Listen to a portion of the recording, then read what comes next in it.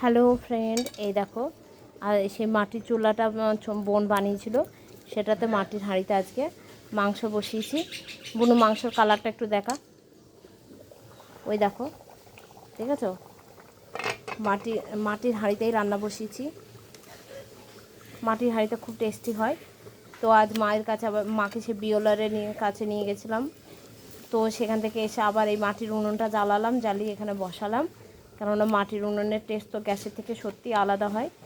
যেমন খাটনিও আছে তেমনি টেস্টিও আছে। তো আমার মাটির চুলাটা আমার ছোটো বোনের বানিয়েছে, কেমন হয়েছে বলো। আর মাংস যারা খেতে চাও চলে আসো আমাদের বাড়িতে, খুব টেস্টি রান্না হয়েছে। আমার কাজী ভাই রান্না করেছে, ঠিক আছে? আমার ভিডিওটা ভালো লাগলে লাইক করে দিও, শেয়ার করে দিও আর সাবস্ক্রাইব করে দিও। আর কে কে এই গ্রামের মতো মাটির উনুনে রান্না খেতে ভালোবাসো বলো। অবশ্যই গ্রামে কিন্তু ছাদে একটা চুলা বানালেও পারো, যে টেস্টি খাবার যদি খেতে চাও। আমার ফেসবুক পেজটা ফলো করে দিও। আর আমার এই নামে ইউটিউব চ্যানেল আছে আমার সেটাও। আবার তারপরে কলিজা রান্না হবে মটনের, তখন তোমাদের দেখাবো। আমার ভিডিওটা ভালো লাগলে ফেসবুক পেজটা ফলো করে দেবে। আর